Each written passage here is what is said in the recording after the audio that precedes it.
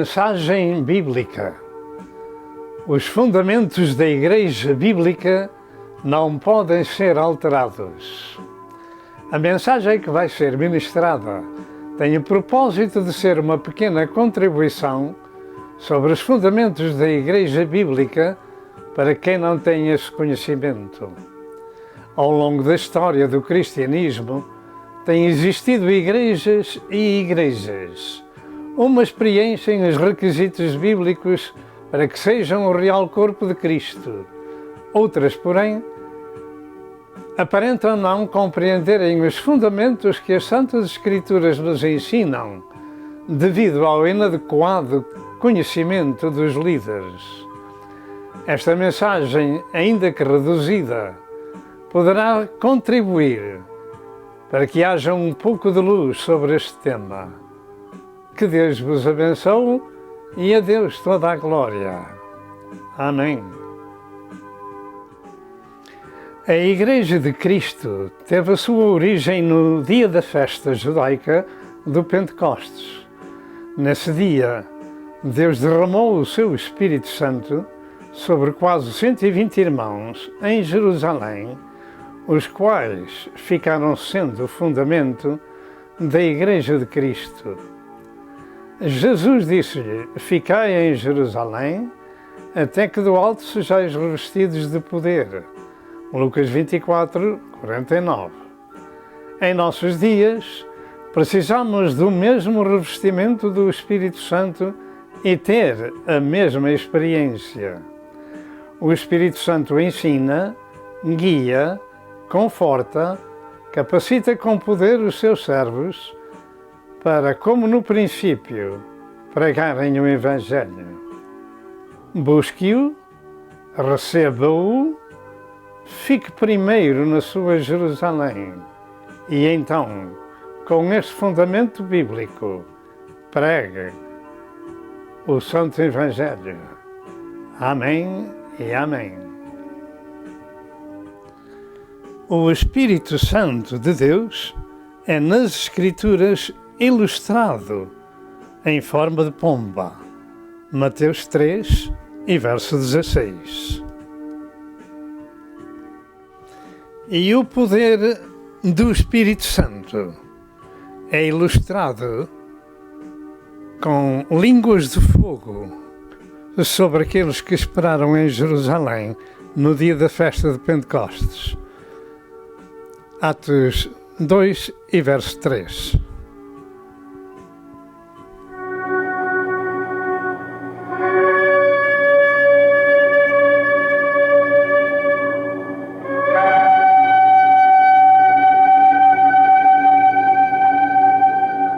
Deus, aleluia!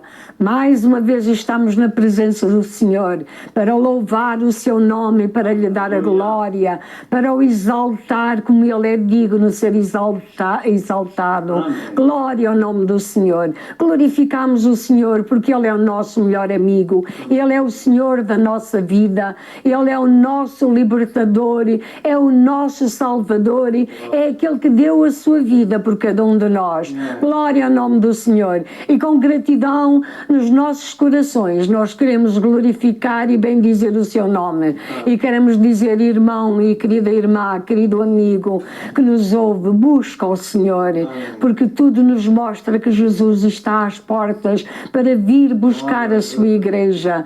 E está às portas, não sabemos quando, mas sabemos que um dia Ele vai vir. Glória ao nome do Senhor. E se Ele não vier, temos que nós ter com Ele. Glória a Deus, aleluia. É bom confiar no Senhor, é bom crer que o Senhor, aleluia, é o Senhor dos senhores, o Rei dos reis, o Todo-Poderoso. Glória ao nome do Senhor. Senhor nosso Deus e Pai, como é bom estar na Tua presença, louvar o Teu nome, exaltar o Teu nome, glorificar o Teu nome, dar glórias ao Teu bendito nome, agradecer-te, Senhor, a nossa salvação, as bênçãos tão preciosas que temos recebido das Tuas santíssimas fortíssimas e poderosas mãos. Senhor, a cada dia, Senhor, nós nos queremos chegar mais e mais pertinho de Ti, meu Senhor, porque sabemos que Tu estás para vir buscar a Tua igreja e nós, ó Senhor, queremos subir contigo, glória ao Teu nome. Abençoa o Teu servo, ajuda-o na exposição da Tua palavra, abençoa aqueles que vão ouvir, Senhor, abençoa, Senhor Deus, aleluia, aqueles que porventura, Senhor, veem este programa, ouvem a Tua palavra e não têm, Senhor, a certeza da sua salvação. Hoje é tempo, Senhor, hoje é dia de fazer paz contigo, é dia de pedir perdão ao Senhor, porque grande é o Senhor, benigno, aleluia, é o Senhor para com todos aqueles que o invocam e o buscam com sinceridade, glória ao nome do Senhor. Senhor, ajuda-nos, Senhor, guarda-nos, porque nós queremos, ó Senhor, aleluia, ó Senhor, estar mais perto de Ti cada dia, cada momento da nossa vida, glória ao Teu nome. Tu és tudo para nós, sem Ti nada somos e nada podemos fazer. Abençoa, pois, o Teu filhinho e ajuda o meu Pai, em nome de Jesus e para a Tua glória. Antes de iniciarmos a ministração da Palavra de Deus, desejamos fazer 3 perguntas aos nossos amados telespectadores. Primeiro, o meu prezado telespectador é uma pessoa salva por Jesus Cristo? Segundo, em que tipo de igreja se congrega para ser alimentado espiritualmente? Terceiro, tem você o conhecimento dos fundamentos bíblicos da igreja? Procure saber se a igreja em que assiste é semelhante à igreja de Jerusalém e Filadélfia, descritos em Atos 2, 1 a 13 e Apocalipse 3, verso 7 ao verso 13. Prezado telespectador, paz seja convosco. Neste dia e pela graça de Deus, voltamos para junto de vós em nome do Salvador do mundo, Jesus Cristo, nosso Senhor. E assim damos a glória a Deus Pai, glória a Deus Filho e glória a Deus Espírito Santo, louvando a majestade divina, porque só Deus é digno da exaltação, na pessoa do Pai, do Filho e do Espírito Santo. E hoje, como sempre, é mais um tempo de boas novas, pois vamos ministrar o noticiário do céu, que são sempre as melhores notícias. Vivemos num tempo muito difícil para a Igreja de Cristo, com muitas inovações, com muitos e diversos ensinos e com muitos e falsos profetas e falsos doutores, para que se cumpra também o que diz a Santa Escritura, que para os últimos dias haverão estes problemas. Para nós que tememos ao Senhor, precisamos de compreender o que a Escritura nos ensina acerca das coisas básicas da primitiva Igreja e que Deus nunca as mudou. Será até ao fim. Portanto, preste atenção àquilo que vai ouvir, porque servirá realmente de aviso para os tempos em que estamos vivendo, acerca do que ouvimos e acerca do que aprendemos e acerca do que fazemos. A nossa mensagem encontra-se em Lucas 24, verso 49, verso 44 a 49, e João 14, 23 a 26, e o tema da nossa mensagem é: os fundamentos da Igreja de Cristo não podem ser alterados. Os fundamentos da Igreja de Cristo não podem ser alterados. Nunca. Realmente existe muita alteração, mas, segundo as Escrituras, não podem ser alterados. De maneira que preste atenção àquilo que vamos falar. E agora nós vamos ler a palavra do Senhor. Assim diz a palavra de Deus em Lucas 24, verso 44. E disse-lhe: são estas as palavras que vos disse, estando ainda convosco, que convinha que se cumprisse o que de mim estava escrito na lei de Moisés, e nos profetas e nos salmos. Então, abriu-lhes o entendimento para compreenderem as Escrituras. E disse-lhe: assim está escrito, e assim convinha que o Cristo padecesse, e ao terceiro dia ressuscitasse dos mortos.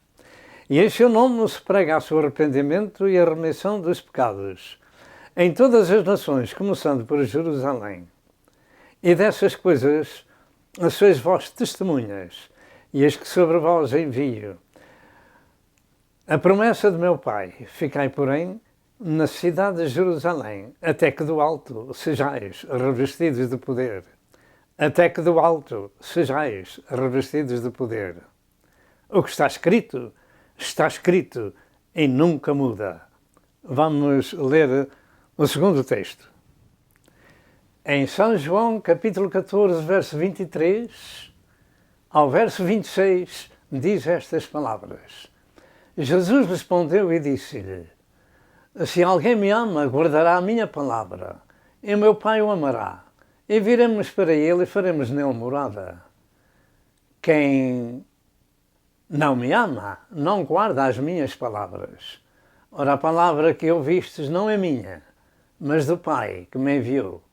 Tenho-vos dito isto, estando convosco. Mas aquele Consolador, o Espírito Santo que o Pai enviará em meu nome, vos ensinará todas as coisas e vos fará lembrar de tudo quanto vos tenho dito. Até aqui a palavra do Senhor. Antes de continuar, quero ler mais um verso que ao longo desta mensagem será focado diversas vezes. De acordo com aquilo que vos tenho falado, que os fundamentos da Igreja não podem ser alterados, as palavras de Deus são um marco eterno que não podem ser alteradas. Jesus disse que os céus e a terra passarão, as minhas palavras não podem passar, não passarão. Mas no Salmo 89, verso 34, toma atenção ao que vai ouvir. Não quebrarei o meu concerto, não alterarei o que saiu dos meus lábios. Podemos dizer amém? Deus não altera. Mas se alguém alterar, o Senhor também altera aquilo que lhe está prometido, como diz no livro, no final do Apocalipse. E assim então vamos meditar na palavra do Senhor, e esta mensagem consta de 3 aspectos. A introdução e o poder de Deus como base para pregar o Evangelho. Segundo, outros fundamentos da Igreja de Cristo. Terceiro, as lutas religiosas da reforma e as condições de Deus. Ao introduzir esta mensagem, espero que seja compreendida de forma a ser uma pequena contribuição deste magno assunto sobre os fundamentos da Igreja Bíblica, a qual teve o seu início no dia da festa do Pentecostes. Isto pelo facto de que nestes dias existem muitas alterações à Sagrada Escritura ministradas por este mundo fora. Muitas são as ideias, os estudos e variedades de pensamentos acerca da Igreja de Cristo, com os seus dons espirituais, e os ensinos são muito diversos. Depende da formação espiritual dos variados teólogos, pastores, evangelistas, etc., que ministram a palavra do Senhor e escrevem sobre a palavra do Senhor. Existem muitas e grandes igrejas pelo mundo, mas os seus fundamentos estão aquém de serem bíblicos. E creio que somente Deus pode julgar retamente tais grupos, se ali existem realmente pessoas salvas e redimidas pelo sangue de Cristo, baseado em Apocalipse 3 e verso 4, porque numa igreja como aquela era, ainda havia ali alguns que eram dignos de andar de vestidos brancos. O meu trabalho, contudo, nesta mensagem, é expor os fundamentos bíblicos da igreja, pelo menos alguns. O facto é que cada qual tem a tendência do seu ensino, baseado na capacidade espiritual que usufruem e do conhecimento, ou linha de pensamento acerca de outros com quem aprenderam, e também os teólogos aprendem com teólogos de linhas diferentes, religiosas ou não.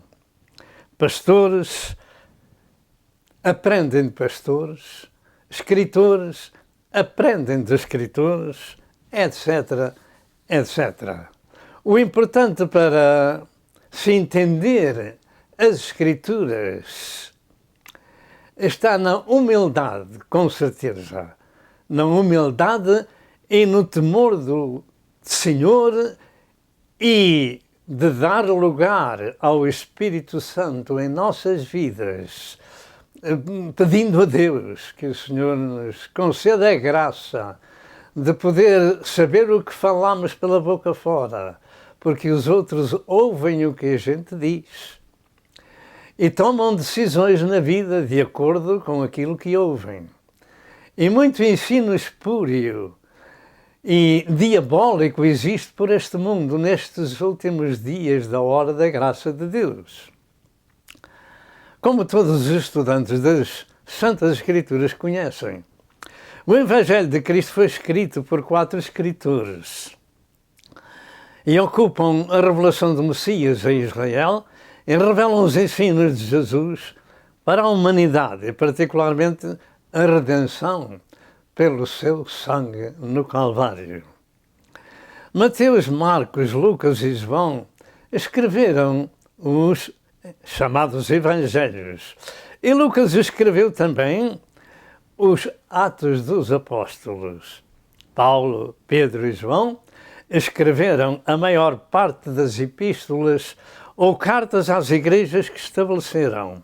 E estas são as revelações do ensino espiritual para todas as gerações, sem ser alteradas. Sem ser alteradas. Lembre-se do Salmo 89 e verso 34, que Deus não altera o que saiu da sua boca, ou direto pelos profetas ou pelos apóstolos. Todos os servos de Deus falaram, inspirados pelo Espírito Santo de Deus. E Deus não altera o que saiu da sua boca. Assim, e nesta introdução, e antes de prosseguirmos, devemos ter em conta que antes do poder do Espírito Santo vir sobre a primitiva igreja como promessa de Jesus, temos a ressurreição de nosso Senhor Jesus Cristo sem qualquer margem de dúvidas. O texto nos ensina que estas palavras foram ditas após a sua ressurreição. O Senhor tinha vencido a morte e tinha aparecido aos seus discípulos, tinha comido parte de um peixe assado e um favo de mel depois de ser ressuscitado, e tinha pregado sobre o cumprimento profético das Escrituras acerca dele próprio. No verso 44 do nosso texto diz: estas são as palavras que vos disse estando ainda convosco. O Senhor fazia lembrar quando em vida estava com eles e os ensinava que tinha que lhes acontecer, que tinha que acontecer a Cristo o que ele lhes ministrou. Que convinha que se cumprisse tudo o que de mim estava escrito na lei de Moisés, nos profetas e nos salmos. E eles lembraram-se disso naturalmente. Ao longo do ministério terreno de Cristo, foram muitas as vezes que o Senhor lhe disse que ele tinha que morrer. Convinha que ele morresse por eles e pelo mundo, mas que ao terceiro dia ressuscitasse. E ali estava Jesus ressuscitado, comendo parte de um peixe assado e de um favo de mel. De maneira que esta mensagem da ressurreição de Cristo é importante e fundamental para se saber que a Igreja de Cristo não está baseada em teólogos humanos, mas sim na palavra de Deus que se cumpriu conforme ela foi dita e escrita. Ao longo do ministério terreno de Cristo, foram muitas as vezes que o Senhor lhes tinha ensinado que o que lhes aconteceu, o que aconteceu a Cristo, estava escrito. Particularmente em Isaías 53, Salmo 16 e Salmo 22, que nos fala do seu sofrimento, crucificação e ressurreição. E Jesus disse no verso 46 e 47 estas palavras: assim está escrito, e assim convinha que o Cristo padecesse e ao terceiro dia ressuscitasse.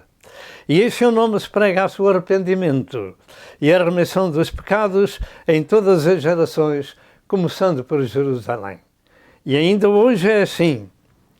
Nós pregamos aqui deste púlpito que Jesus Cristo é o Filho de Deus que pagou o preço da nossa redenção no Calvário e que todos temos acesso a Deus, se ouvirmos, se aceitarmos, se usufruirmos do poder do sacrifício de Cristo, arrependendo-nos dos nossos pecados, confessando os nossos pecados a Deus e recebendo a Cristo como nosso Senhor e Salvador.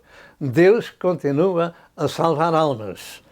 E foi isto que disse Jesus em Marcos 15, verso 16, em Mateus 28, 19 e 20, e Atos 13, e verso 38, Paulo disse também: seja-vos, pois, notório, varões e irmãos, que por este Jesus, se vos anuncia a remissão dos pecados. E o Espírito Santo liderava, ensinava e ajudava cada um que falava de Jesus a pregar a sua palavra. E o povo, aceitando estas bases do sacrifício de Jesus, pedia perdão ao Senhor, como foi no dia de Pentecostes, que depois do derrame do Espírito Santo, eles disseram: que faremos, pois, varões e irmãos? Pedro disse: arrependei-vos. E ainda hoje a mensagem vai para todo o mundo. Todo mundo precisa do arrependimento, mudança de vida, para serem salvos e redimidos pelo seu sangue. Só desta forma, e isto é base para a nossa vida, para sermos salvos, precisamos do arrependimento, precisamos de aceitar Cristo como nosso Senhor e Salvador. Então tudo muda na nossa vida. Por este se vos anuncia a remissão dos pecados. Todos nós podemos ficar livres do nosso fardo se aceitarmos a Cristo como nosso Senhor e Salvador. Cristo tinha pago ao Pai a nossa dívida com a sua vida, com o seu sangue. A remissão significa resgate, perdão e redenção. E é isto que o Espírito Santo ensina ainda hoje às nossas vidas, incutindo-nos o temor do Senhor, para pregar estas bases bíblicas que nunca podem ser mudadas.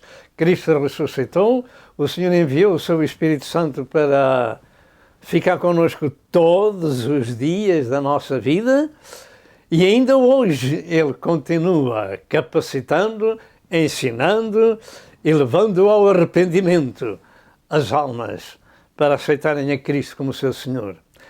E após isto, após esta última pregação de Jesus aos seus servos, os seus discípulos iriam começar a Igreja do Senhor com os seus fundamentos que Jesus tinha colocado onde Cristo é a principal pedra da esquina. Assim, o primeiro fundamento, além do que já foi dito, é o poder do Espírito Santo na formação da Igreja. O poder do Espírito Santo na formação da Igreja. Ainda hoje é da mesma forma. Ficai em Jerusalém até que do alto sejais revestidos de poder. Deus não altera o que saiu da sua boca, dos seus lábios. Fundamento significa base ou alicerce onde se apoia a estrutura de um edifício, por exemplo. Neste caso, é a base espiritual do poder de Deus. E os discípulos de Cristo precisavam desse poder. Precisavam do poder do Espírito Santo para o trabalho. Eles iriam ser revestidos desse poder. Eles precisavam de ser equipados com o poder de Deus, porque iam entrar numa guerra contra Satanás, contra as potestades e contra os principados diabólicos, hostes espirituais da maldade, etc. E precisavam da capacidade de liderança do Espírito em suas vidas, precisavam da graça de Deus e do poder de Deus. Ainda hoje é assim. Deus nunca mudou os seus fundamentos da Igreja, nem mudará. Está escrito que Ele não altera o que saiu dos seus lábios. E os servos de Deus nunca tinham tido a experiência igual que iriam ser alvos do poder do Espírito Santo em suas vidas. E disse Jesus: ficai, porém, na cidade de Jerusalém, até que do alto sejais revestidos de poder. Lucas 24, verso 49. E ainda que os discípulos de Cristo tivessem visto o Senhor ressuscitado e comido com Ele, Cristo não os enviou a pregar como antes o fizera, antes da sua morte, como se vê em Lucas 10, de cidade em cidade, com o poder de Deus. Não, o Senhor não os enviou outra vez, mas disse: ficai em Jerusalém, até que do alto sejais revestidos de poder. Então sereis minhas testemunhas em Jerusalém, em Samaria e em todas as partes da terra. Ainda hoje é da mesma forma. Ninguém mudou, nem pode mudar, biblicamente, a mensagem que estamos falando. Que o Senhor começou a sua igreja no dia de Pentecostes, com o poder do Espírito Santo. E o Senhor não altera o que saiu dos seus lábios. A única ordem de Cristo aos seus discípulos, quando lhes apareceu, foi esta: ficai em Jerusalém até que do alto sejais revestidos do poder de Deus. E aqueles quase 120 discípulos ficaram naturalmente em oração, esperando que a promessa do Pai viesse e os capacitasse para anunciar as novas do Evangelho. Mas primeiro, Jesus tinha que ascender ao céu, porque sem que Jesus fosse para o céu, o Espírito Santo também não vinha. Isto era de facto muito importante e é básico. Jesus tinha que primeiro ascender, tinha que ir para o céu para mandar o Espírito Santo sobre os seus servos. E graças a Deus que o Espírito Santo continua na terra e a distribuir os seus dons e o seu poder para ministrar a palavra de Deus. Ora, eu ia falando nisto, que o Espírito Santo não vinha se Jesus não ascendesse. Ele próprio disse em João 16, 7 a 9, estas palavras: todavia digo-vos a verdade, que vos convém que eu vá, porque se eu não for, o Consolador não virá a vós, mas se eu for, enviar-vos-ei. Se eu não for, o Consolador, o Espírito Santo, não virá, mas se eu for, enviar-vos-ei. E assim aconteceu. Quando ele vier, então, disse Jesus, convencerá o homem do pecado, da justiça e do juízo. Portanto, este é o trabalho do Espírito Santo nas pessoas. Os pregadores são apenas vasos que Deus usa pelo seu Espírito Santo para nos trazer aos nossos ouvidos aquilo que precisamos de ouvir, que o homem tem direito a estar um dia na casa do Pai, redimido com o sangue que ele próprio verteu no Calvário, segundo o que está escrito em Atos 20, verso 28. Deus nos comprou com o seu próprio sangue. Assim, todos nós temos a oportunidade, através do arrependimento e mudança de vida, a esse lugar que Jesus nos foi preparar no céu. Este é o Evangelho que temos recebido pela graça de Deus. Deus nos chamou quando nos batizou com o Espírito Santo. Deus nos chamou para pregar o Evangelho, para sermos suas testemunhas, e temos andado por muitas partes do mundo trazendo esta mensagem àqueles que conhecem a nossa língua, de que Jesus Cristo pagou o preço da nossa redenção no Calvário, com a sua vida, com o seu sangue redentor. E os discípulos assim o fizeram, esperaram em Jerusalém. E somente depois de capacitados com o Espírito Santo saíram para a rua a pregar o Evangelho. Ainda hoje é da mesma forma. Eles não sabiam o que era o poder do Espírito Santo. Tampouco eu sabia o que era o poder do Espírito Santo. Mas o meu pai na fé, que já partiu à eternidade, convidou-nos para ir a uma reunião de oração, onde clamariam ao Senhor para o batismo com o Espírito Santo. Como eu nada sabia disso, no princípio da minha conversão, eu perguntei a esse amado irmão, isso é bom? E ele disse, isso é maravilhoso, mas ele ainda não era batizado com o Espírito Santo. Mas tinha visto outros ser batizados com esse poder divino. Eu pergunto, isso é bom? Se isso é bom, eu também quero. E naquela noite eu fui batizado com o poder do Espírito Santo. Por isso, hoje sou apenas um servo de Deus para vos anunciar as mesmas coisas que Cristo anunciou à Igreja, que o Espírito Santo, aos apóstolos, aos primitivos apóstolos, que o Espírito Santo havia de vir para revesti-los de poder e então iriam pregar o Evangelho. Assim foi, e assim é, e assim será, para sempre, porque Deus não altera o que saiu dos seus lábios. Louvado seja o nome do Senhor.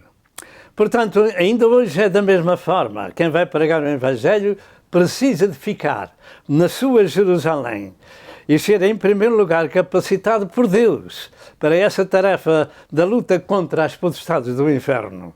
E eles ali ficaram. E na festa do Pentecostes foram cheios do Espírito Santo e falavam línguas estranhas, e com o poder de Deus começou a Igreja do Senhor. Os fundamentos começaram no dia da festa do Pentecostes, com aqueles quase 120. E a primeira pregação de Pedro juntou à Igreja mais cerca de 5.000 pessoas.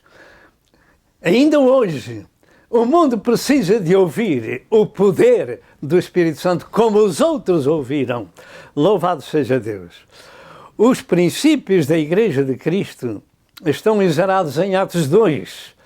E com a vinda do Espírito do Senhor, ainda onde o poder de Deus nos primeiros discípulos os capacitava a falar a verdade sagrada. Saíram a pregar o Evangelho sem receio, com o poder do Espírito Santo. A primitiva igreja foi estabelecida pelos apóstolos. Ela foi a igreja de Jerusalém, nesse célebre dia do derrame do poder do Espírito Santo sobre os discípulos de Cristo.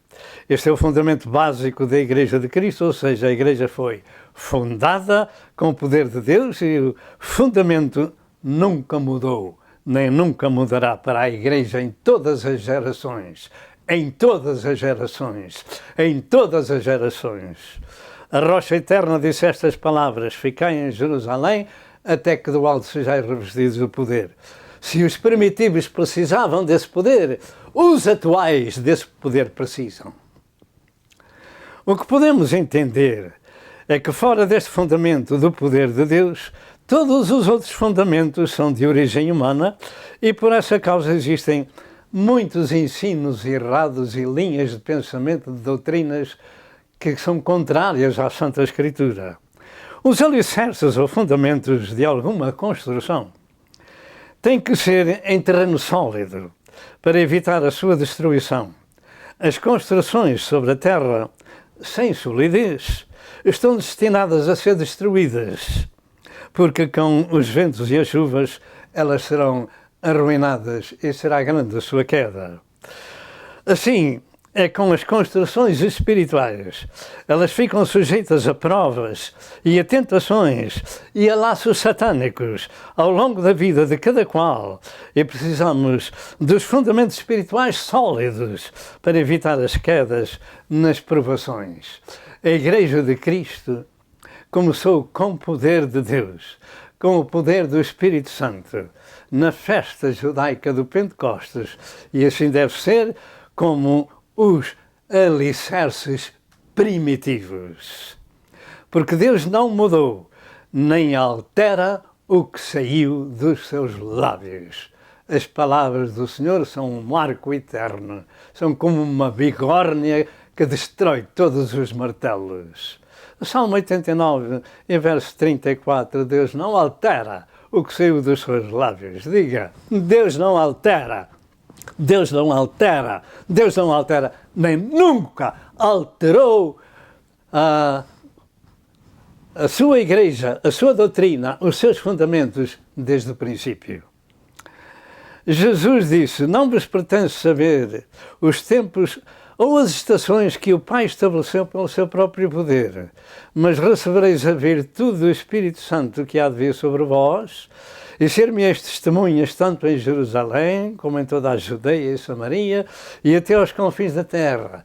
E ainda hoje é da mesma forma. Até aos confins da terra, eles precisam de ser revestidos de poder para levar a palavra, para as almas compreenderem que têm direito à salvação, que não têm na sua situação de pecado e que precisam de arrependimento e que a sua dívida foi paga com o sacrifício de Cristo no Calvário. Esta é a obra do Espírito Santo, não é a obra de homem algum. Anunciar as verdades sagradas e convencê-los não é de homem algum, mas do Espírito Santo, através de quem prega. Estas coisas são escritas em Atos 1, em verso 8. Todos os que vão pelo mundo inteiro anunciando o Evangelho precisam primeiro de ser revestidos de poder. Não ponha qualquer dúvida que se precisavam no passado, hoje, da mesma forma, para não dizer muito mais hoje, pelo facto de que estamos nos últimos dias e dias trabalhosos para a Igreja de Cristo. De maneira que devem ser revestidos de poder, porque vão para lutas e guerras espirituais. Este fundamento ainda não mudou nem muda, porque Deus não altera o que saiu dos seus lábios. Em Tiago 1, e verso 17, afirma que em Deus não há mudança, nem sombra de variação. Em toda a Bíblia existem condições de Deus para se preencher. Em toda a Bíblia existem condições de Deus para se preencherem. E para receber o poder de Deus tinham que obedecer às palavras de Cristo. Ficai em Jerusalém. A razão de haver muita falsa doutrina e falsos doutores é esta. Tais pregadores nunca ficaram na sua Jerusalém, para serem primeiro revestidos de poder. Não pagaram o preço que Cristo exige de ficar em oração, em comunhão, e tomar o seu jugo, e se negarem a si mesmos e tomarem a sua cruz cada dia e ficarem com Jesus. É preciso pagar o preço. Não existe nas Santas Escrituras nada alterado para o prosseguimento da Igreja ao longo da sua existência. Nada em contrário aos fundamentos que Cristo deixou na Igreja primitiva. Em Atos 2, ou seja, o poder para pregar, para ministrar, etc. Em relação com a salvação, quando uma pessoa recebe a Cristo como seu Salvador e Senhor, tal pessoa é a morada de Deus em espírito. O Espírito Santo vem morar nesses corações. Mas nós, neste estudo, não estamos falando disso, mas do poder de Deus para ministrar a palavra. E aqui vamos fazer uma pausa e já voltamos. O poder do Espírito Santo veio sobre os primitivos discípulos em Jerusalém e falavam línguas estranhas e foram vistas línguas de fogo, simbolizando o poder do Espírito Santo sobre aqueles que esperaram na sua Jerusalém. Pensemos nestas 3 perguntas. Uma, prezado telespectador, é uma pessoa salva por Jesus Cristo? Segundo, em que tipo de igreja se congrega para ser alimentado espiritualmente? Terceiro, tem você o conhecimento dos fundamentos bíblicos da igreja? Procure saber se a igreja em que assiste é semelhante à igreja de Jerusalém ou Filadélfia, Atos 2, 1 a 13 e Apocalipse 3, 7 a 13. E agora vamos ao segundo aspecto da mensagem. Os fundamentos da Igreja de Cristo em vários aspectos principais.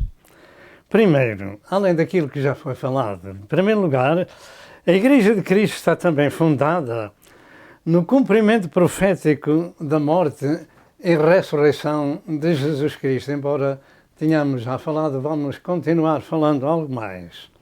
Os versos 46 e 47 são os fundamentos para o começo da Igreja, quando afirmam, e disse-lhe, assim está escrito, assim convinha que o Cristo padecesse. Diga, convinha que o Cristo padecesse. E ao terceiro dia ressuscitasse dos mortos e em seu nome se pregasse o arrependimento e a remissão dos pecados em todas as nações, começando por Jerusalém. Este assunto da ressurreição de Cristo era básico, era fundamental, para ser ministrado, porque este assunto era o complemento da redenção para a humanidade e, de forma alguma, os judeus toleravam que alguém ministrasse e os apóstolos foram presos por essa causa, que em Jesus Cristo pregassem a salvação e também a ressurreição. E este facto, em Atos 4, 1 a 3 diz, e estando eles falando ao povo, sobrevieram os sacerdotes e o capitão do templo e os saduceus, doendo-se muito que ensinassem o povo e anunciassem a Jesus a ressurreição dos mortos. E lançaram então mão dos apóstolos e os encerraram na prisão até ao dia seguinte, porque era já tarde. Falar da ressurreição de Cristo era um problema grave para aqueles que não criam como os saduceus, que não criam na ressurreição. De maneira que imediatamente foram presos por pregar essa história. De maneira que os fundamentos da Igreja de Cristo não estão somente na sua morte, no poder de Deus, mas na ressurreição de Jesus Cristo. A ressurreição de Cristo é um pilar fundamental do Evangelho, porque sem Cristo ressuscitado não haveria salvação para ninguém, nem pela graça de Deus. O facto ainda é que Paulo disse em relação com a ressurreição de Cristo que se ele, Jesus, não tivesse ressuscitado, era em vão a vossa fé. E ainda permaneceis nos vossos pecados. De maneira que é tão importante quanto isto, a ressurreição de Cristo. Mas agora Cristo ressuscitou dos mortos e foi feito as primícias dos que dormem, ou daqueles que morreram. 1 Coríntios 15, 17 e 20. Segundo, a fé. O segundo fundamento principal. A fé é o firme fundamento das coisas que se esperam e a prova das coisas que se não veem. E a fé é fundamental para que cada qual pertença à Igreja de Cristo. As pessoas que se juntam para ouvir o Evangelho precisam de crer que Jesus Cristo é o Filho de Deus. Porque os judeus não aceitaram a Cristo como seu Messias, como Filho de Deus, mas sim como filho do carpinteiro, cuja mãe e seus irmãos eles conheciam.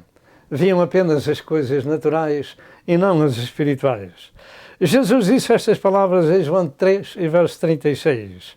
Aquele que crê no Filho tem a vida eterna, mas aquele que não crê no Filho não verá a vida, mas a ira de Deus sobre ele permanece. De maneira que a fé é fundamental para que alguém possa pertencer à Igreja de Cristo. Em João 8, verso 24, Jesus disse também estas palavras. Por isso vos disse que morrereis em vossos pecados, porque se não credes que eu sou, morrereis em vossos pecados. Simplesmente isto. Aquele que não crê em Jesus está morto em ofensas e pecados.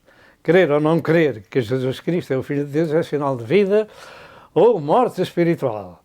É sinal de salvação ou de condenação. Crer no que se não vê é esperar naquilo que a Bíblia afirma. Em João 3, e verso 16, afirma que Deus amou o mundo de tal maneira que deu o seu Filho unigênito para todo aquele que nele crê.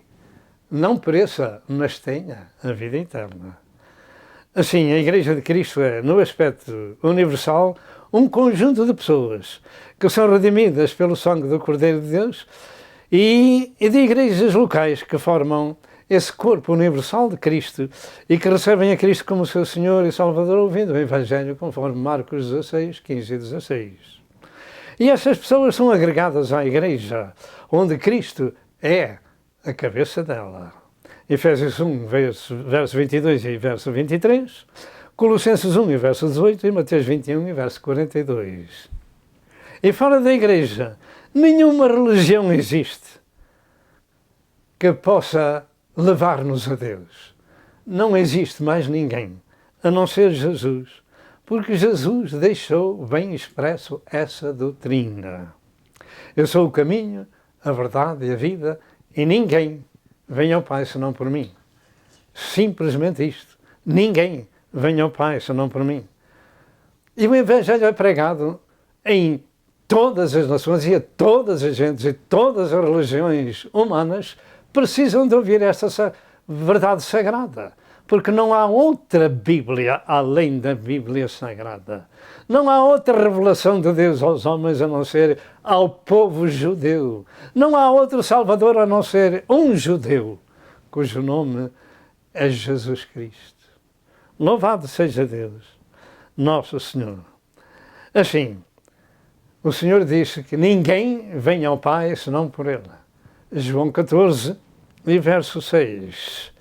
E em João 10, e verso 9, afirma: eu sou a porta, se alguém entrar por mim, salvar-se-á. Ele é a única porta, o único caminho, o único Salvador, o único mediador, e além disso, Ele é o Verbo divino, Deus conosco. Deus revelado em carne, pagou o preço da nossa redenção com o seu sangue. Terceiro, a Igreja no meio dos gentios.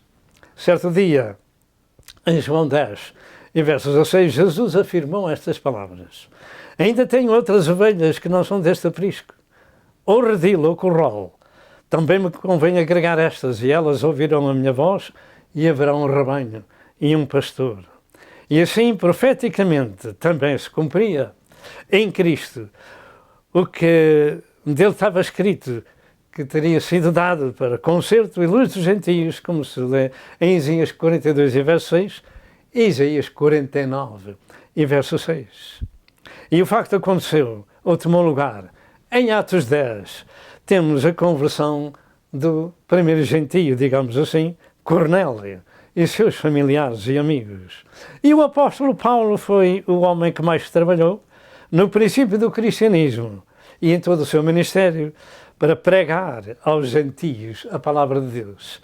Atos 22, 21 e Romanos 11 e verso 13.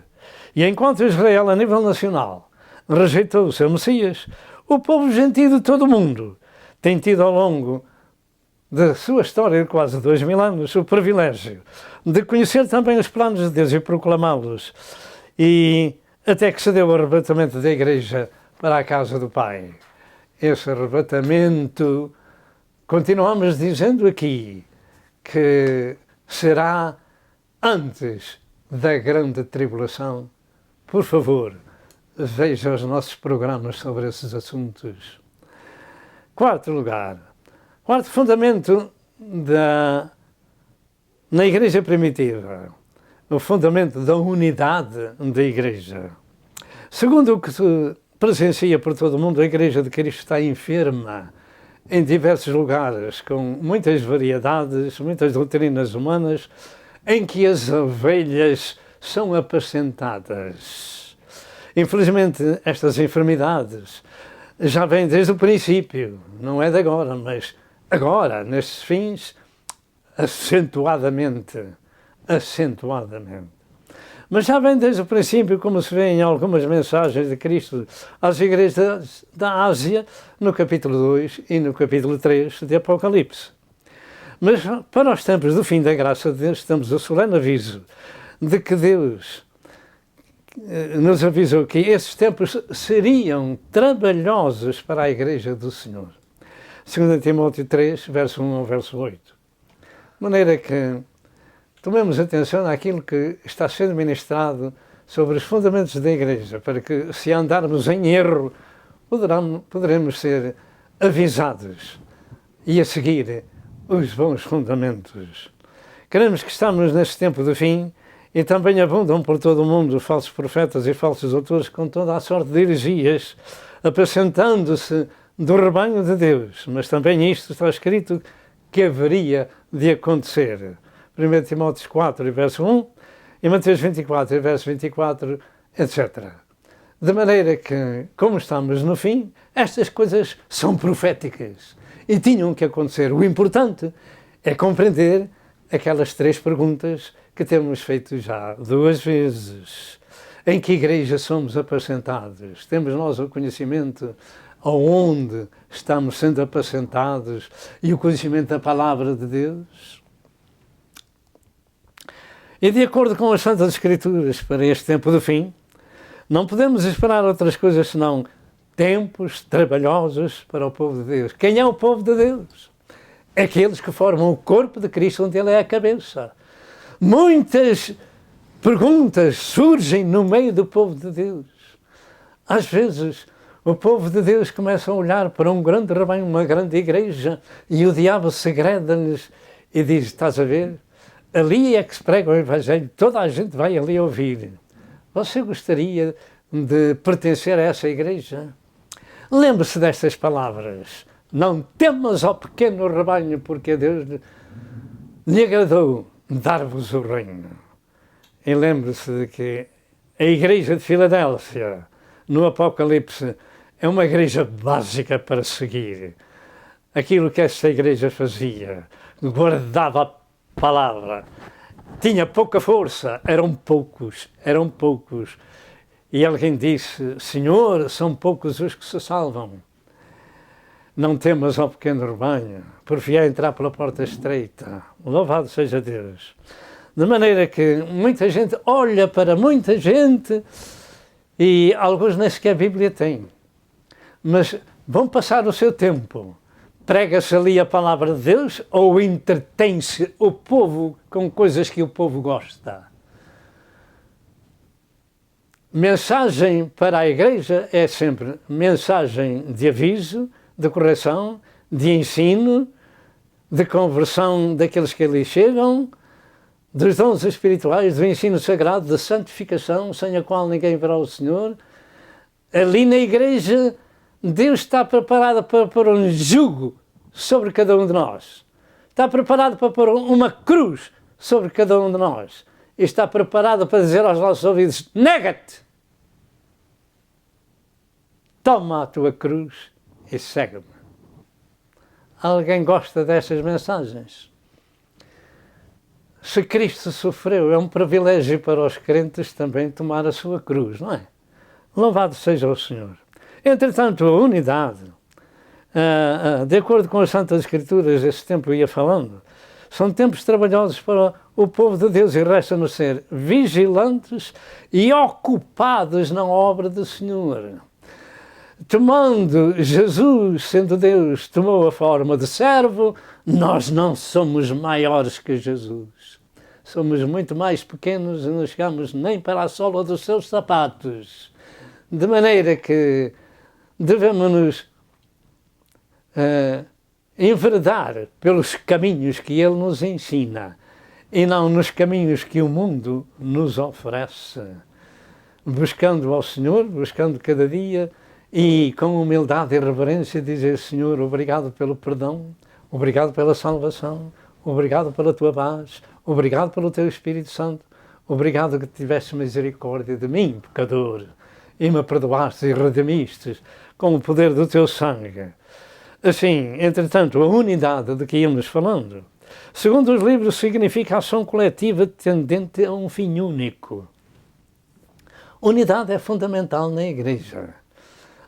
Há unidade na sua Igreja, há unidade no seu movimento, há unidade a nível mundial da Igreja. Ponto de interrogação. Muito difícil este assunto. E existem nas Santas Escrituras passagens bíblicas sobre este fundamento importante na Igreja, que devemos pugnar por ele. 1 Coríntios 1, verso 10 afirma: rogo-vos, porém, irmãos, pelo nome de nosso Senhor Jesus Cristo, que digais todos uma mesma coisa, que digais todos uma mesma coisa, e que pregais o Evangelho todos da mesma forma, todos da mesma maneira, com as bases espirituais da Igreja primitiva. Que digais todos a mesma coisa, e que não haja entre vós dissensões, antes sejais unidos em um mesmo espírito, em um mesmo sentido e um mesmo parecer. Infelizmente a Igreja está cheia de divisões, contudo, este é o fundamento. A unidade é de capital importância. Em Efésios 4, verso 1 ao verso 6, diz entre outras estas palavras: procurando guardar a unidade do Espírito pelo vínculo da paz.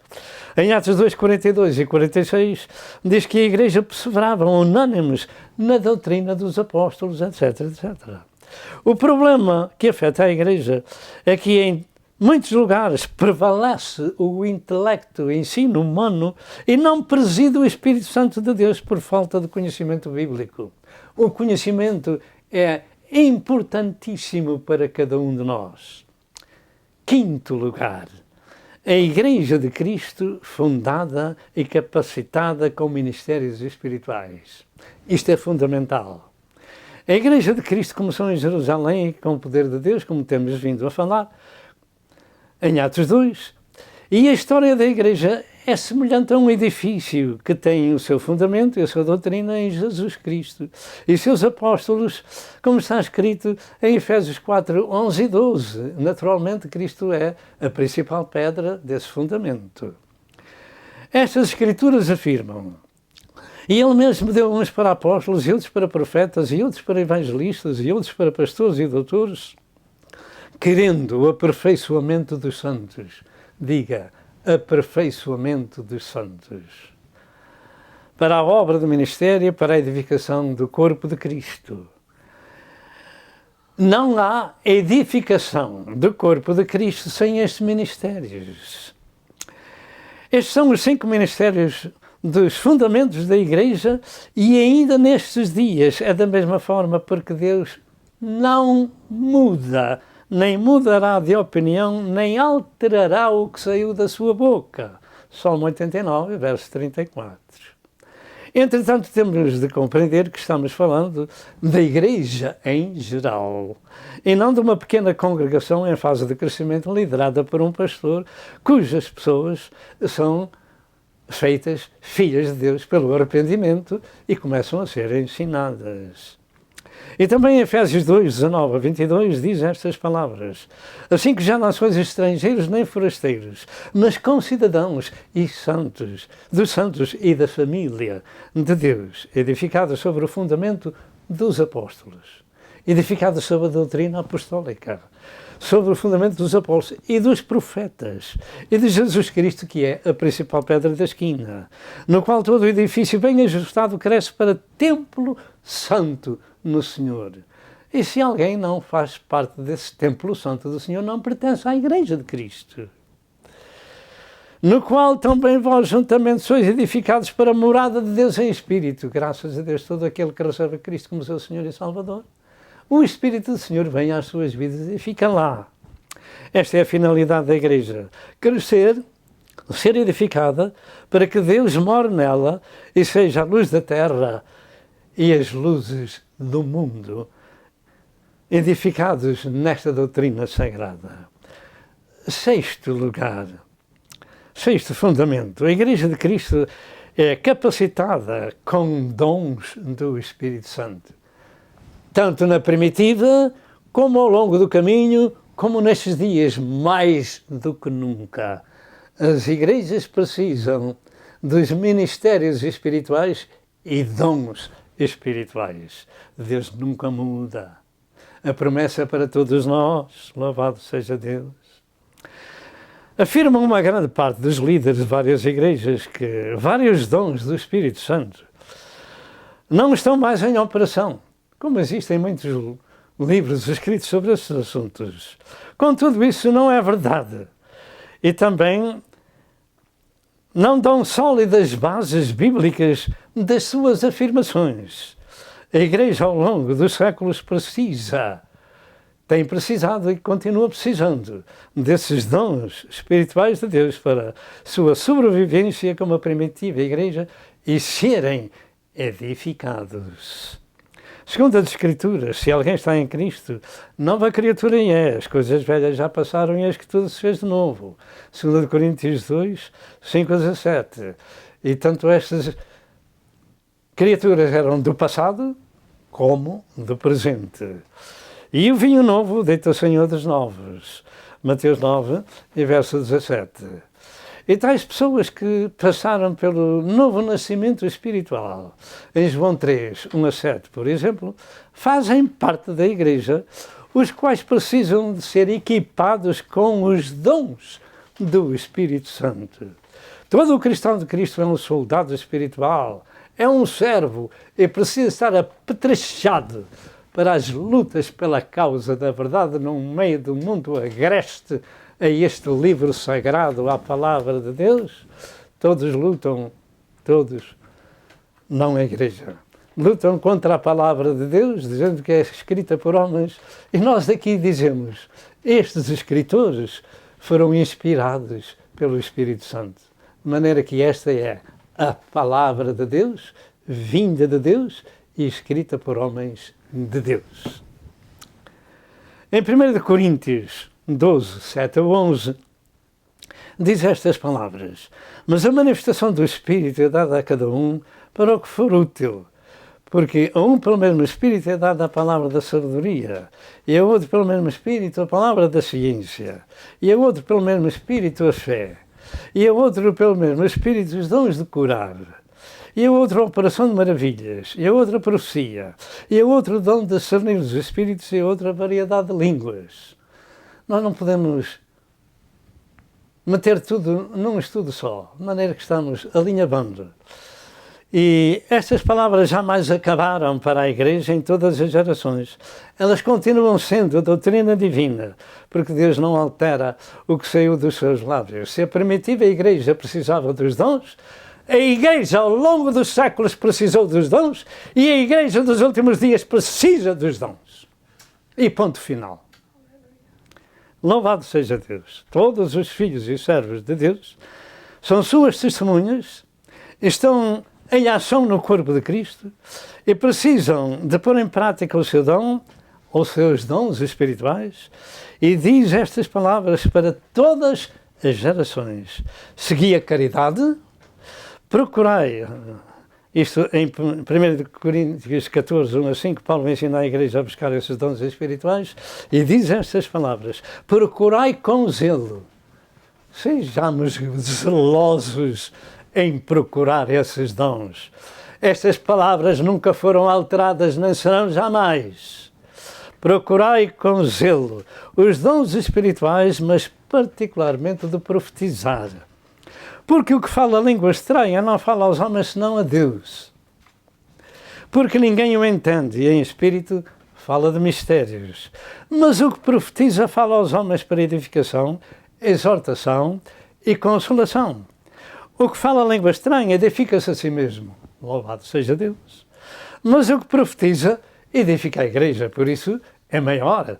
Porque um edifica-se a si mesmo, mas o outro, profetizando, edifica a igreja. E eu quero que todos vós faleis línguas estranhas. Diga comigo. E eu quero que todos vós faleis línguas estranhas. Estas coisas estão escritas no capítulo 14 da primeira epístola aos Coríntios, e nunca Deus mudou, nem mudará aquilo que saiu dos seus lábios. E eu quero que todos vós faleis línguas estranhas, porque isto é um fundamento divino em Atos 2. Porque a promessa vos diz respeito a vós e a vossos filhos, a todos quantos estão longe, e a tantos quantos Deus Nosso Senhor chamar. Diga amém. Dentro de momentos voltamos. Dentro de momentos voltamos. Meu amado telespectador, a Bíblia ensina que todos os que são de Deus são guiados pelo seu Espírito Santo. E voltando à nossa leitura de Paulo, em 1 Coríntios capítulo 14, verso 1 ao verso 5, estávamos falando. Eu quero que todos vós faleis línguas estranhas. Bases pentecostais. Fundamentos pentecostais. Para todas as gerações e para todas as igrejas. Falando línguas estranhas. Usufruindo o poder de Deus para testemunhar, para pregar, para pertencer a um corpo em atividade de maneira tal que Satanás fica envergonhado quando os servos de Deus falam que o sangue de Cristo tem poder remidor de todo o pecador que anda por este mundo, que pode ser feito um filho de Deus, pode ser feito uma testemunha e um servo do Senhor, e um dia assentar-se no trono de Cristo, como ele se assentou no trono do seu Pai. Eu quero que todos vós faleis línguas estranhas. Isto quer dizer que eles se podem edificar cada dia, diante do Senhor, edifica-se cada dia, e fala língua estranha na igreja e pode ser interpretada. Mas muito mais então que profetizeis, porque o Espírito Santo lidera os filhos de Deus, porque o que profetiza é maior do que fala línguas estranhas, a não ser que também interprete, para que a igreja receba edificação. Diga edificação da igreja. A língua estranha é falada na igreja, é interpretada por quem tem esse dom, nas igrejas que o têm, já se vê, e que buscam. E o Senhor diz, buscai com zelo esses dons, louvado seja Deus, para que a igreja seja edificada. E isto em todo o tempo, porque Deus não altera o que saiu dos seus lábios. Este ensino sagrado é para a igreja do Senhor, para estarmos equipados para o trabalho de Deus. E repare que enquanto no dia de Pentecostes os discípulos de Cristo, ao serem batizados com o Espírito Santo, falavam línguas estranhas. Toma atenção ao que vai ouvir. E todos aqueles estrangeiros que vieram à festa diziam, e todos pasmavam e maravilhavam, dizendo uns aos outros, pois que não são galileus todos estes homens que estão falando?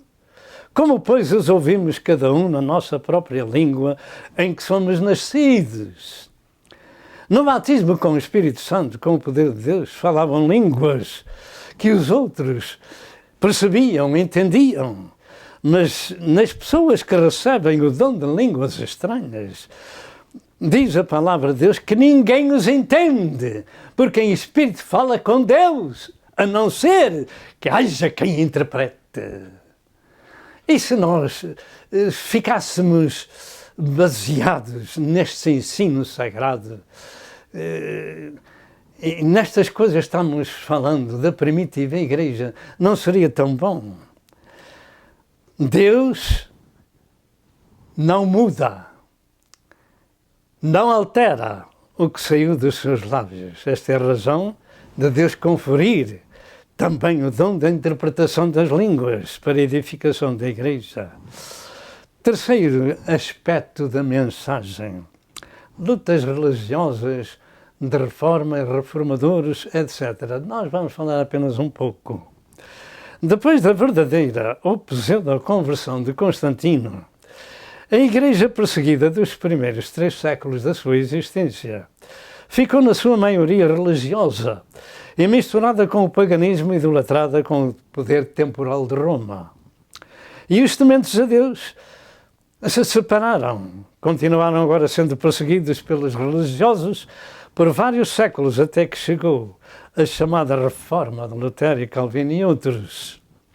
E dessa reforma surgiram para o mundo inteiro várias doutrinas ou ensinos desses líderes do passado, onde os seus seguidores ensinam os atuais aderentes sobre a Igreja de Cristo e colocam-se a esses ensinos, ou melhor dito, colam-se a esses ensinos de erros fundamentais.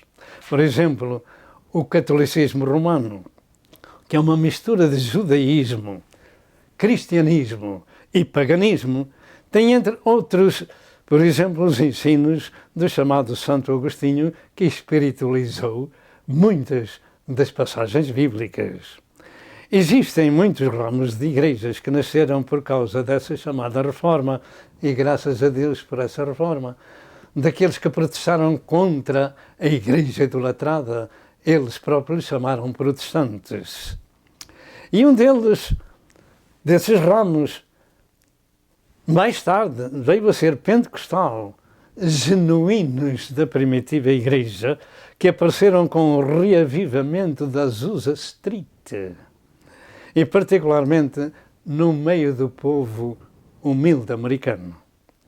Entretanto, outros apareceram sem supervisão, ficaram expostos a muito engano, porque estes creem em tudo e se tornaram naturais com toda a sorte de inovações, porque não têm o conhecimento adequado das doutrinas bíblicas e particularmente a doutrina da salvação, que é a mais importante. Os reformados seguem as doutrinas de Lutero e Calvino e outros líderes do passado que afirmam que as pessoas que são salvas para sempre. Não importa o que lhes acontece, não importa se desviam, etc. Eles têm que voltar porque foram salvas. E eu daqui tenho que dizer que isso é engano por falta de conhecimento bíblico e de discernimento da palavra do Senhor. Isso é engano. A pessoa que é salva não é salva para sempre, somente é salva para sempre se mantiver fiel e no caminho do Senhor, porque as ovelhas podem desviar-se do curral e seguir outras instruções que não sejam a do seu pastor, que é Cristo Jesus. Assim, os fundamentos bíblicos, neste e noutros aspectos, são condicionais. As pessoas que são salvas, se elas permanecerem com o seu Salvador e Senhor, mas se desviarem do caminho, ficam no caminho da perdição, e não tenhamos nenhuma dúvida, porque as palavras de Deus assim o afirmam, não sou eu, são as palavras do Senhor. Jesus disse em João 15, verso 4 e verso 6, estas palavras: estai em mim e eu em vós. Como a vara de si mesma não pode dar fruto se não estiver na videira, diga se não estiver na videira. Um pecador não está na videira. Um pecador está no mundo do pecado, morto em ofensas e pecados. Assim vós, se não estiveres em mim, é preciso estar em mim, disse Jesus, para ser um servo, um cristão, um seguidor de Cristo. Se alguém não estiver em mim, será lançado fora como a vara, e secarei os colhem no fogo e ardem. Se vós permaneceres na minha palavra, diga, esta é a condição, se vós permaneceres na minha palavra, diga outra vez, se vós permaneceres na minha palavra, e se não permaneceres? Se vós permaneceres na minha palavra, verdadeiramente sereis meus discípulos, e conhecereis a verdade, e a verdade vos libertará. João 8, 31 e 32. E se não permanecermos, o que é que vai acontecer? Porque permanecer significa continuar ou ficar, mas se não permanecer, equivale a estar fora do rebanho, a estar perdido. Estar ou não estar, permanecer ou não permanecer, é condição divina. Não é condição do pastor Sousa, é condição divina permanecer na palavra do Senhor.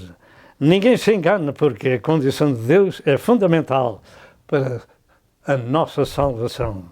Eu sei que Deus concede a salvação a todo pecador de graça e por misericórdia, mas para manter-se no caminho de Deus precisa obediência, sujeição e permanência. Não é uma vez ser salvo para sempre, não importa o what, no matter what. Não, isso não pode ser. A Bíblia Sagrada é limpa aos nossos olhos. Vós sereis meus discípulos se permanecerdes na minha palavra. Eu sei que Jesus afirmou que todo aquele que o Pai lhe deu, de maneira alguma, o lançará fora. João 6, e verso 37.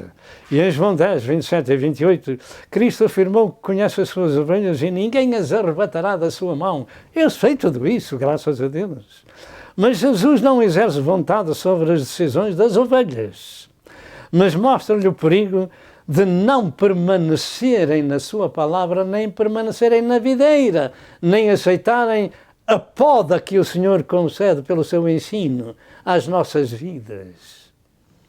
Uma das escrituras fundamentais sobre este assunto encontra-se em 1 Coríntios 15, verso 1 ao verso 2. Fundamentos bíblicos.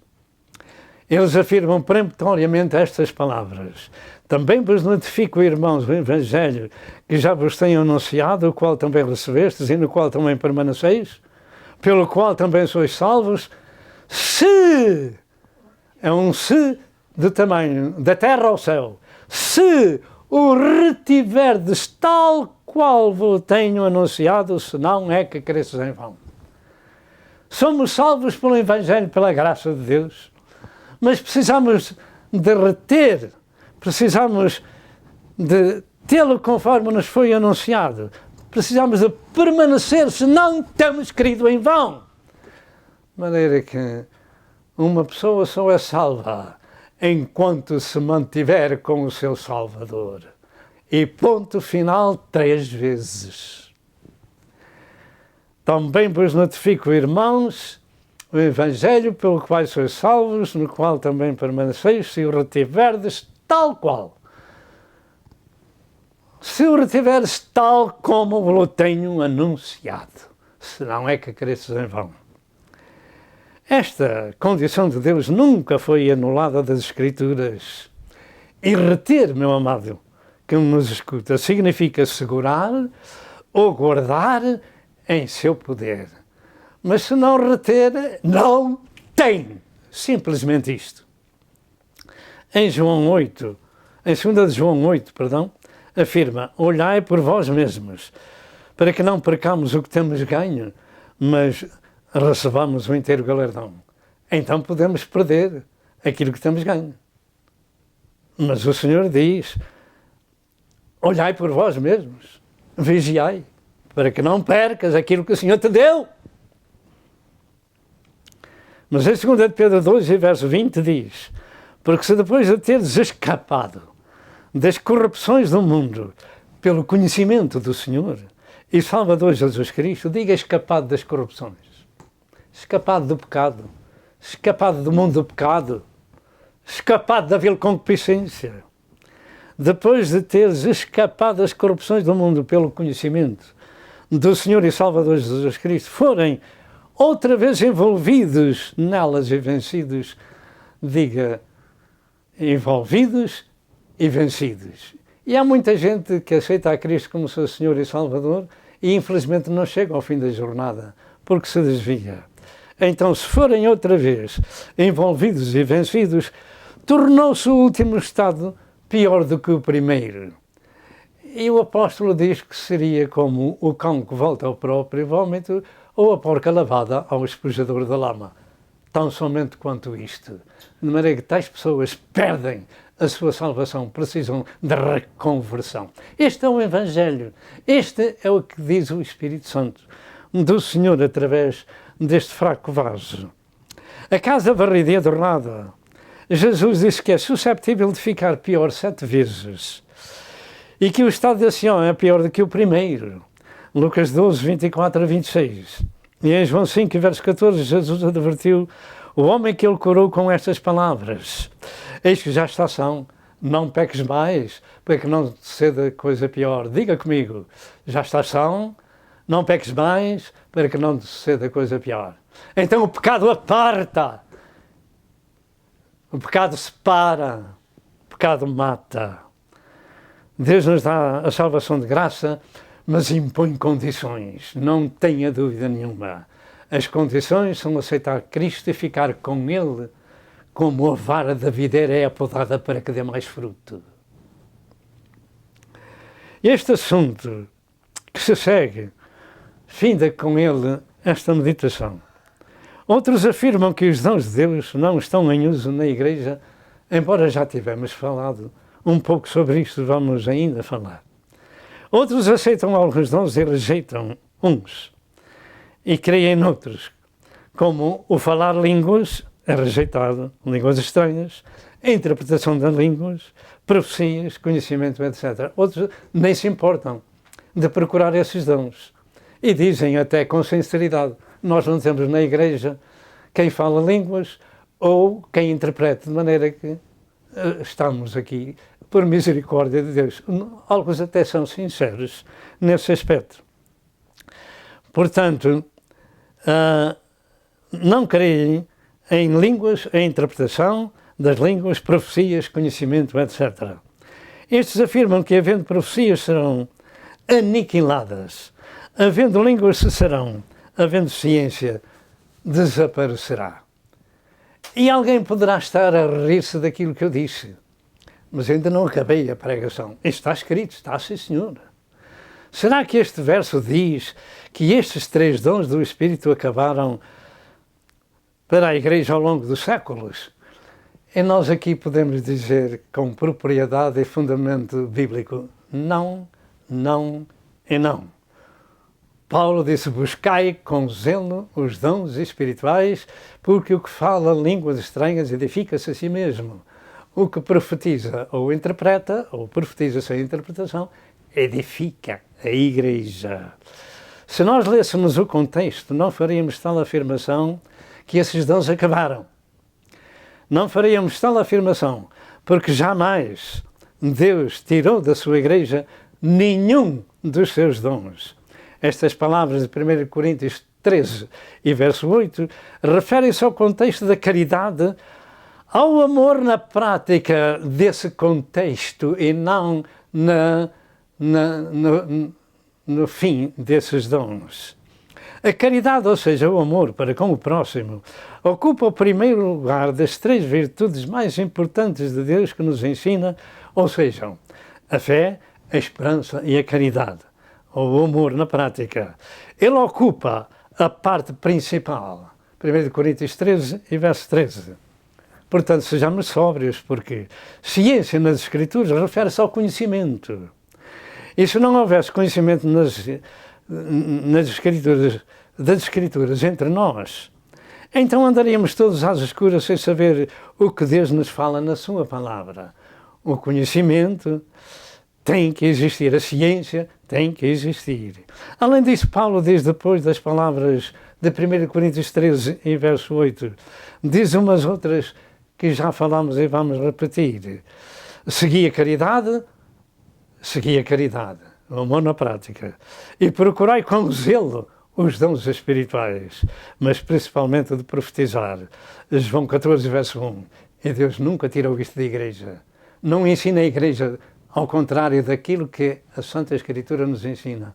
A interpretação é minha, é do próprio Espírito do Senhor, que Ele está ensinando. Procurai com zelo os dons espirituais. E você não encontrará na Igreja, jamais, uma passagem bíblica que nos narre que o Senhor terminou com os dons espirituais, com os ministérios espirituais. Jamais. 1 Coríntios 13 e verso 8, quando nos fala desses versos, eu vou acabar e veja se consegue entender. São Paulo que fala, não se contradiz. Portanto, eu creio que ele não se contradiz no que diz. E Paulo, no capítulo 14, fala em um sentido sobre este assunto, que somente cegos não podem ler, mas mesmo assim podem ler o braille. Sobre isto, nem sequer devemos perder tempo a comentar, mas incentivar as pessoas a ler a Escritura no temor do Senhor. E isto porque Deus não muda. Malaquias 3:6. Nem a sua palavra é alterada no que saiu da sua boca. O Salmo 89, verso 34. Deus é imutável. Deus não se engana. Deus decretou a sua doutrina para a primitiva igreja e para todas as gerações. Se você não tem ouvido isto, ouça e siga uma igreja semelhante à primitiva igreja de Jerusalém ou à igreja de Filadélfia. Portanto, o significado de 1 Coríntios 13 e verso 8 é que não se pode colocar esses dons acima do supremo amor de Deus em prática na nossa vida. Esta é a resposta. Havendo ciência, desaparecerá. Eu vou repetir o que ensinei.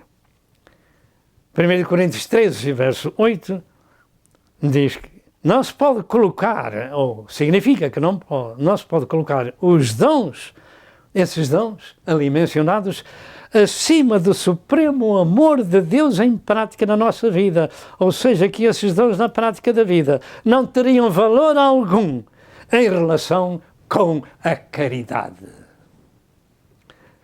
A Bíblia está cheia de condições impostas por Deus para sabermos que o mundo está cheio de enganos e muitos dos enganos do diabo estão dentro das igrejas e são pregados dos púlpitos por falta de conhecimento e discernimento espiritual.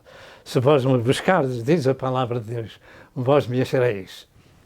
Se vós me deixardes, eu vos deixarei. E há muitos púlpitos em que o Espírito Santo não está presente. Estão apenas as figuras humanas.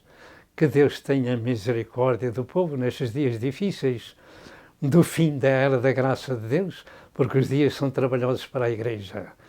Com isto nós estamos terminando. Não se esqueça disto, que Deus conhece os que são seus e aqueles que são seus que preferem o nome de Cristo aparte-se da iniquidade. Deus tem um rebanho e o seu rebanho é pequeno. Deus tem um caminho e o seu caminho é estreito.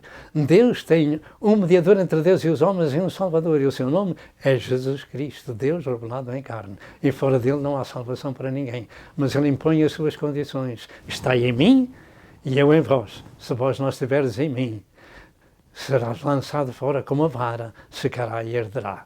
Em que ficamos? Ficamos com a palavra de Deus, ficamos com a interpretação do Espírito Santo de Deus e damos graças a Deus por aquilo que foi dito e chegou até aos seus ouvidos. Agora, se você não tem este conhecimento, reparta com o seu próximo e vamos orar a Deus, dizendo, se você é uma pessoa que não é salva, faça esta oração, ó Deus, tem misericórdia de mim, pecador. Tenho ouvido a Tua palavra e tenho andado enganado. Mas a Tua palavra, que é Espírito e vida, me tem ajudado a compreender a verdade. E esta é a verdade sagrada que foi explicada. Senhor Deus, tem misericórdia de mim e perdoa os meus pecados. Eu aceito o Cristo como meu Senhor e Salvador pessoal. Eu quero seguir a Jesus e quero ser uma testemunha de Jesus. Para isso, envia a mim o Teu Santo Espírito, dando-me a graça de esperar em Jerusalém. Eu creio que Jesus é o Filho de Deus vivo e que verteu o seu sangue por mim no Calvário. E que Deus Pai o ressuscitou ao terceiro dia. Escreve, Senhor, o meu nome no livro da vida do Cordeiro. E perdoa-me e redime-me com esse poder do sangue de Jesus. Eu aceito a Jesus como meu Senhor e Salvador e rejeito as obras do diabo e do pecado e do engano. Em nome de Jesus. Amém. Se você fez esta pequena oração, você é uma pessoa perdoada. Junte-se a uma igreja onde se fala e ministra o novo nascimento espiritual. E aí, dê publicamente o seu coração a Jesus e que Deus o abençoe e até outra vez, se Deus quiser. Amém e amém.